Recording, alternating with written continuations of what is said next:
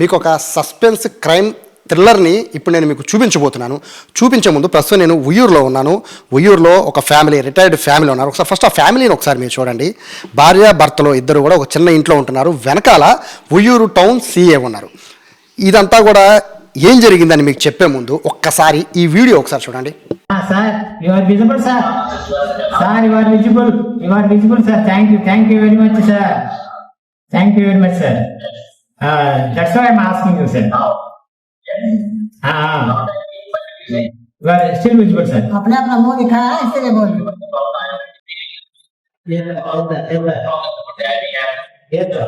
Please wait. Don't you have shy to do such things? Elderly people, don't you have shy? Bastard, what are you doing?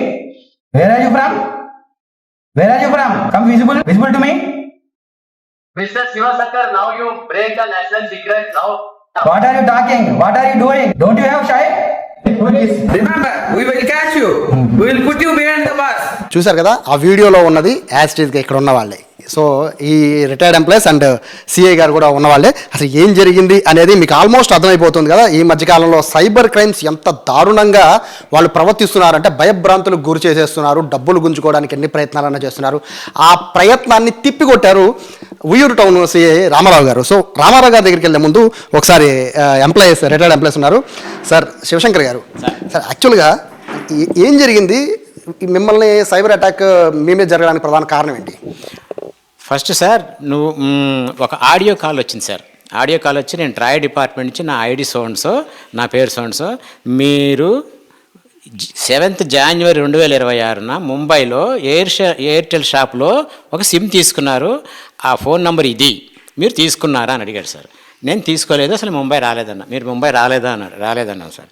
అసలు ముంబై మీకు తెలియదా అన్నాడు. 1980లో వచ్చానండి నేను, తర్వాత రాలేదన్నా. ఓ, మీరు సూపర్ సీనియర్ సిటిజన్ కాబట్టి మిమ్మల్ని ఆన్లైన్లోనే చేసుకోవచ్చు, మాట్లాడుకోవచ్చు, మీరు రాలేరు ఇక్కడికి, లేకపోతే మీరు ముంబై క్రైమ్ బ్రాంచ్కి రిపోర్ట్ చేయాల్సి ఉంటుంది ఇమ్మీడియట్గా అనేసి, సరే ఒక పని చేద్దాము, మీ పేరుతో ఉన్నది అది, మీరు కొనలేదంటున్నారు, మీ పేరుతో ఒక ఆధార్ కార్డులు ఇవన్నీ ఉన్నాయి, సో మీకు ఇప్పుడు సిబిఐ ఆఫీసర్కి కనెక్ట్ చేస్తున్నాను, వారికి చెప్పుకోండి అని చెప్పని అన్నాడు. ఆయన వచ్చారండి, ఇంకో ఆయన ఆఫ్లైన్లో వచ్చారు. ఇట్లాగే వీడియో కాల్ పెడుతున్నానండి, రికార్డ్ అవుతూ ఉంటుంది, అది మీరేం భయపడకుండా చెప్పండి అన్నాడు. మీ వెనకాల మేము ఉన్నాము, సైబర్ అటాక్లు తర్వాత మనీ లాండరింగ్ చాలా జరుగుతున్నాయి, దాన్ని మిమ్మల్ని ప్రొటెక్ట్ చేయడం కోసమే మేము మిమ్మల్ని ఆన్లైన్లో తీసుకుని మాట్లాడుతున్నామండి, మీరేం వర్రీ అవ్వద్దు, మీకు అందరికీ మేము వెనకాల ఉన్నాం. సిబిఐ ఆఫీసర్ మాట్లాడినాడు. ఆయన అన్నాడు, చెప్పండి అన్నారు. మీ పేరు చెప్పండి. చెప్పిన తర్వాత, మీరు ఫోన్ కొన్నారా అని అడిగాడు. లేదన్నాను. మీరు ముంబై రాలేదన్నా. మీరు ఎక్కడ ఉంటారన్నారు. ఆంధ్రాలో ఎక్కడ ఉంటాను. ఓ, అంత నుంచి రాలేరు, మీరు just like my father and mother, మేము చాలా చిన్నవాళ్ళు, మీరు చాలా పెద్దవాళ్ళు కాబట్టి మిమ్మల్ని ఆన్లైన్లోనే చేసుకుంటాము, రికార్డ్ చేసుకుంటాము, మీరు చక్కగా మాతో సహకరిస్తే మీకేం ఇబ్బంది ఉండదండి. ఇంతకీ వ్యవహారం ఏంటంటే, నరేష్ గోయల్ అని ఆయన చెప్పడం ఫస్ట్. నరేష్ గోయల్ అని ఆయన 538 కోట్లతో మనీ లాండరింగ్ చేశాడు. చేసిన తర్వాత అందులో ఆయన 3rd డిగ్రీ ఉపయోగించి ఆయన్ని మనం ప్రశ్నించాం. మేము చేసేప్పటికీ 247 డెబిట్ కార్డులు బయటపడ్డాయి అని ఫోటో పెట్టాడండి. ఆయన చూసారు ఎప్పుడు అన్నారు. చూడలేదన్న, ఫోటో పెడుతున్నా చూడండి అన్నాడు. పెట్టాడు. తర్వాత, మీరు మీ కార్డు ఉందండి ఇక్కడ, డెబిట్ కార్డు హైలైట్ అది ఒక్కటి చేస్తున్నాను చూడండి అన్నాడు. ఎట్లా ఇస్తారండి, నాకు ఆల్రెడీ లైవ్లో ఉన్న డెబిట్ కార్డు ఉంది, కెనరా బ్యాంక్ ఎట్లా ఇష్యూ చేసిందన్న అంటే, అక్కడ ఫేక్ న్యూస్ చెప్పాడు. మళ్ళీ మీరు ఇంకో ఫోటో పంపిస్తున్నాను చూడండి అని. He's the senior most official of the Canara bank. He's also involved in this case. వాళ్ళే కాదండి, మా సిబిఐలో కూడా ఉన్నారండి, వాళ్ళే రిలీజ్ చేస్తున్నారు. అందుకే మేము కాన్ఫిడెన్షియల్గా మిమ్మల్ని మేము చూడకూడదు, మీరు నన్ను చూడకూడదు కాబట్టి నేను రావట్లేదు, మీది రికార్డ్ అవుతుంది, మీరు చక్కగా మాతో కోఆపరేట్ చేయండి, మీకు ఏం జరగకుండా మేము చూస్తాం అన్నాడు. ఓకేనండి అన్న. తర్వాత అయిపోయిన తర్వాత, మీకు 20 లక్షలు క్యాష్ డిపాజిట్ చేశాడు మీ కెనరా బ్యాంక్లో, 5 లక్షలు మీకు క్యాష్ ఇచ్చామంటున్నారు వాళ్ళు అట్లా చెప్పారు అన్నాడు. నేను తీసుకోలేదండి అన్న. ఆర్ యూ షూర్ అన్నాడు. Please verify our bank record sir through officials అన్న. సరే ఓకే, అట్టయితే మేము చూసుకుంటాం, అది కోర్టు చూసుకుంటాం సార్, అది మా పని కాదు అని. ఓ పని చేయండి, మీదంతా రికార్డ్ అవుతుంది కదా, ఇప్పుడు మీరు ఏం చేస్తున్నారు, ఎక్కడున్నారు, మీరు ప్రొఫెషన్ ఏమిటి, మీ క్వాలిఫికేషన్ ఏంటి అన్నాడు. చెప్పా. అని తనే చెప్పింది, మీరు హిందీ చెప్పింది. సరే, నాతో ఇంగ్లీష్లో మాడమన్నాను, ఆయన ఆవిడతో హిందీలో మాడను అని నాకు చెప్పినవన్నీ మళ్ళీ ఎక్స్ప్లెయిన్ చేశాడు హిందీలో. సో ఇవన్నీ చేస్తున్నప్పుడు అంటే కంగారు పడ్డం చాలా కామన్ సార్. కంగారు పడిపోతూ ఉంటాం, అంటే మన ఇక్కడ పొరపాటు చేశానా అనే ఫీలింగ్ వస్తుంది కదా. సో ఇట్లా మాట్లాడినప్పుడు మీరేమనుకున్నారు, అంతా రియలే అనుకున్నారా? రియల్ అనుకుంటూ, కానీ నేను తప్పు చేయలేదు, కాన్ఫిడెంట్గా మాట్లాడానండి. కాన్ఫిడెన్స్ లేకపోతే తడబాటు వస్తుంది. పైగా నేను ఒరిజినల్గా ఇంగ్లీష్ మీడియం అని కాదు, కానీ నేను ఆశ్చర్యపోయానండి. నేను ఇంగ్లీష్ మాట్లాడానా, తడువుకోకుండా మాట్లాడాను. ఇట్లా గ్యాప్ కూడా రాలేదండి. తడువుకోకుండా మాట్లాడి చక్కగా అన్నిటికీ సమానం చెప్పాను. Sir you are fully cooperated with me. So ఈ రికార్డ్ అంతా నేను ముంబై ఎంసీబీ అని ఉంది, ముంబై క్రైమ్ బ్రాంచ్ ఉంది, ఆఫీసర్ లైన్లోకి వస్తాడు, మీరు ఆయనతో మళ్ళీ చెప్పండి, ఆయన ఏమడిగితే చెప్పండి అన్నాడు. I think both are same. మీరు కరెక్ట్గా మాట్లాడండి, ఉన్నదన్నట్టు చెప్పండి, మేము సేవ్ చేస్తాం. సిబిఐ సేవ్ చేస్తుంది, మేము అంతా సేవ్ చేస్తే మీకు ఏం ప్రాబ్లం లేకుండా మేము రిపోర్ట్ సబ్మిట్ చేసిన దాన్ని బట్టి మీ మీద ఉన్నటువంటి కేసు తొలగించబడుతుంది అనేటప్పటికి సరే అని చెప్పానండి. నేను దీన్ని సుప్రీంకోర్టుకి సబ్మిట్ చేస్తానని రేపు పొద్దున మీకు ఆయన నుంచి లైవ్ టెలికాస్ట్ ఉంటుంది, మీరు ఆయనతో కూడా చక్కగా ఇవన్నీ మాట్లాడిన, ఆయన ఏమడిగితే చెప్పండి అన్నాడు. సరే సార్ అన్న.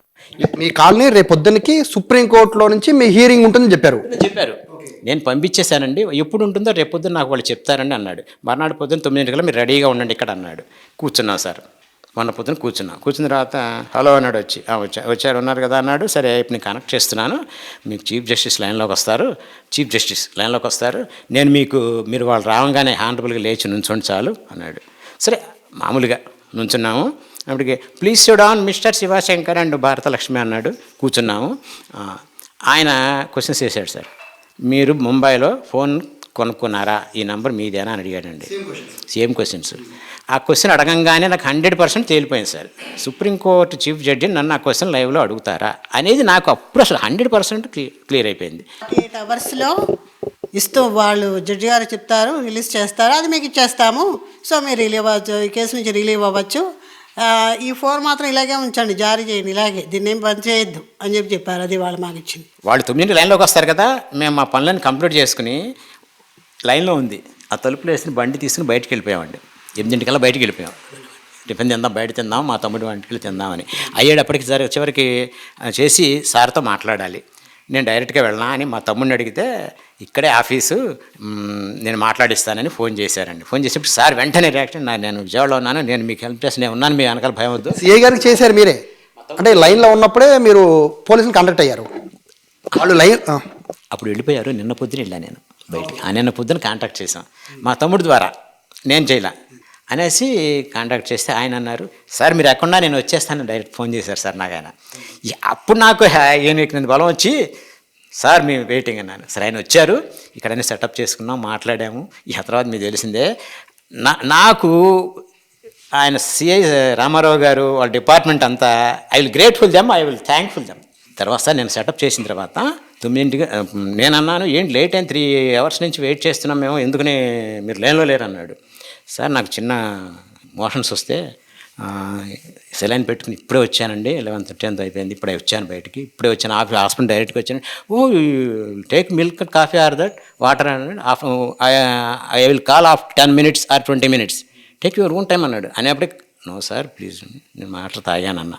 నెక్స్ట్ ఇవన్నీ సెటప్ రెడీగా ఉన్నాయి కదా, మళ్ళీ మనం లేట్ చేయకూడదు అనేప్పటికీ సరే ఓకే, ఇప్పుడు మీకు ఒక సార్ సుప్రీం కోర్టు జడ్జి గారు పంపించినటువంటి ఇది పంపిస్తున్నాను, ఒక ఆర్డర్ చూడండి అన్నాడు. ఫస్ట్ పేజ్ పంపించాడు sir. Supreme court of India seal, government seal, దాని మీద షీట్ మీద పైన జస్టిస్ ఏదో గవాయ్ అని ఉంటుంది కదా సార్, ఆయన పేరు Gavai, typed matter, computer typed matter, కింద సీలు, ఆయన సంతకం, కింద చీఫ్ జస్టిస్ ఆఫ్ ఇండియా, ఇవన్నీ ఉన్నాయి సార్. పెట్టాను, చూసి చదవండి మీరు పైకి అన్నాడు. పైకి చదివాను సార్. వితిన్ 7 days ఈ కింద ఫాలో అయ్యి వీటి ప్రకారం మీరు ఫాలో అవ్వండి, అప్పుడు మేము ఫైనల్ డెసిషన్ తీసుకుంటాం. మీరు ఇప్పుడు ఫాలో అయ్యే దాన్ని బట్టే మీ కేసు ఆధారపడి ఉంటుంది అందులో ఉంది. సెకండ్ పేజీలో మీరు మీ దగ్గర ఉన్నటువంటి షేర్స్ కానీ, మ్యూచువల్ ఫండ్స్ కానీ, సెక్యూరిటీస్ కానీ, గోల్డ్ కానీ, ఆర్నమెంట్స్ కానీ, బ్యాంక్ అకౌంట్స్ కానీ, తర్వాత sites, properties, postal certificates, any certificates, Gmail, email IDs including passwords అని అన్ని పేజీలకు చేసుకుంటూ వచ్చారు. 5 పేజీలు మొత్తం చేసుకుంటే ఇవన్నీ మీరు సబ్మిట్ చేయాలి. చేయలేకపోతే అండర్ సెక్షన్ సౌండ్స్ మీరు 3 to 5 years imprisonment are 5 to 10 years imprisonment are occasionally life imprisonment because this is the money laundering case అని చెప్పి కింద సైన్ చేసి పెట్టేశారు సార్. నాకు తెలుసు కదా సార్ అది వేకని. What is this sir? Yesterday only they told me you are supported CBI. Today he's reversed, he's అవి రివర్స్ కనబడుతుంది మాకు. ఇదేమిటిది అంటే, లేదండి మీరు డాక్యుమెంట్స్ సబ్మిట్ చేయండి, నీకు 20 minutes టైం ఇస్తున్నాను, చక్కగా కాఫీ నీళ్ళు తాగి మంచిలు తాగి అవి డాక్యుమెంట్స్ తీసుకుని ఇవన్నీ ఎప్పట్లో కంప్లీట్ చేసాం పూర్తిగా 20 minutesలో నాకు ఇమ్మన్నారు. 20 minutesలో ఇవ్వాలి, లేకపోతే మాత్రం మీకు ఖచ్చితంగా హడావడి చేస్తామని చెప్పి వాళ్ళ మొత్తం మీనింగ్ అదే కదండి. భగ్నం చేసింది ఎవరో కాదు, సిఐ రామారావు గారు. సార్ నిజంగా మీకు కంగ్రాట్స్ సార్.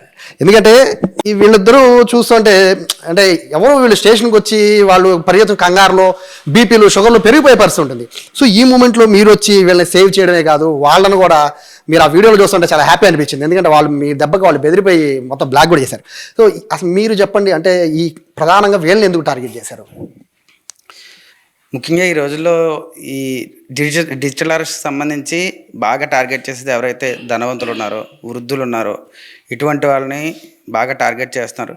వీళ్ళ డేటా కూడా బయట దొరికే అవకాశం డార్క్ వెబ్లో ఏదైతే ఇప్పుడు ఫర్ ఎగ్జాంపుల్ డేటా ఏ విధంగా దొరుకుతుందంటే రిటైర్డ్ ఎంప్లాయీస్ యూనియన్స్ ఉంటాయి, ట్రెజరీ ఆఫీస్లో చిన్న చిన్న కాంట్రాక్ట్ ఎంప్లాయీస్ ఉంటారు. ఇలాంటి చోట్ల డేటా దొరికే అవకాశం ఉంది. అలాగే యుఎస్ కాన్సులేట్ ఆఫీస్లో, పాస్పోర్ట్ ఆఫీస్లో చిన్న చిన్న ఎంప్లాయీస్ ఉంటారు. వీళ్ళందరూ కూడా బయటికి ఎవరు వెళ్తున్నారు, ఎవరు వర్క్ చేస్తున్నారు, రెగ్యులర్గా ఫారెన్ విజిట్స్ చేసేది ఎవరు, ఇటువంటి డేటా.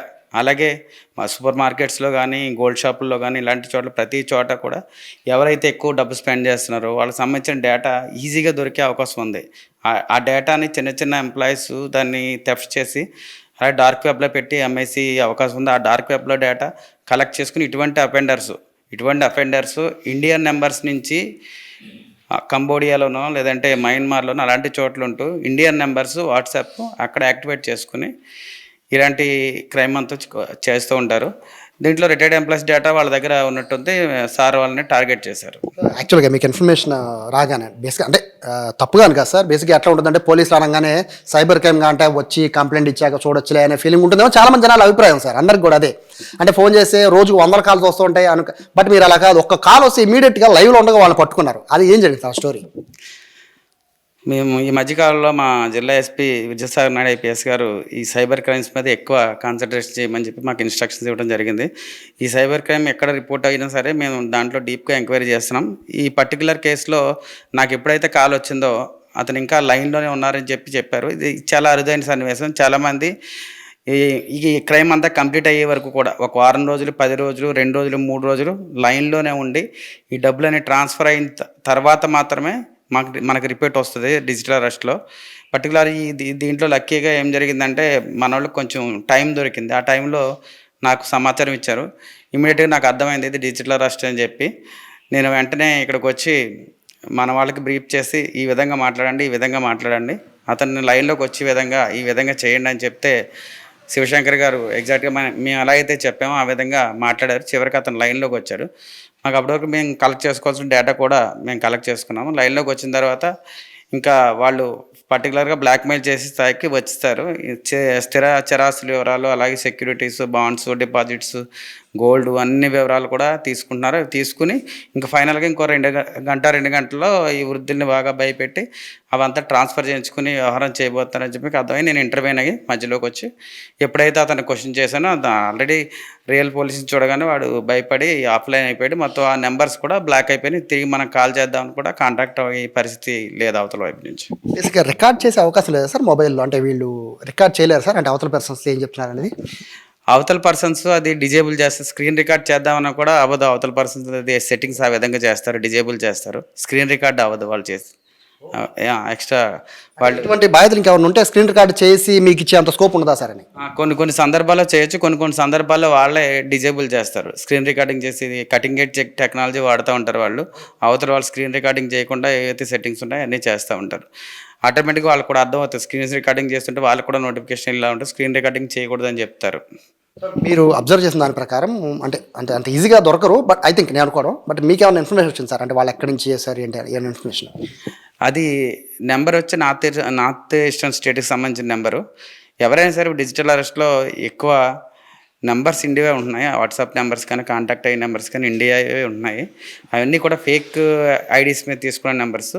ఆ నెంబర్స్ ఏదైతే మన ఈ ఈస్టర్న్ కంట్రీస్ ఏవైతే ఉన్నాయో, కంబోడియా కానీ మయన్మార్ కానీ అలాంటి దేశాల్లో అక్కడ పెట్టి ఆపరేట్ చేస్తున్నారు. ఆ నెంబర్స్ యాక్టివేట్ చేసుకుని అక్కడి నుంచి ఈ సైబర్ క్రైమ్ అంతా ఆపరేట్ చేస్తున్నారు.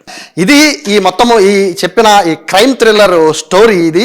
సో ఎవరైనా కూడా సైబర్ క్రైమ్ బాధితులు ఉంటే కనుక బాధితులు కాకుండా ఉండాలంటే మాత్రం ఇటువంటి అవగాహనల్ని మీరు పెంచుకోవడం కాదు, మీతో పాటు ఇంకో 10 మందికి ఇటువంటి విషయాలు షేర్ చేస్తే కనుక మీ బంధువులు కూడా ఇటువంటి సైబర్ అరెస్ట్ల బారిన పడే అవకాశం ఉండదు. కెమెరా పర్సన్ కృష్ణతో సాయి, సుమన్ టీవీ, ఉయ్యూరు నుంచి.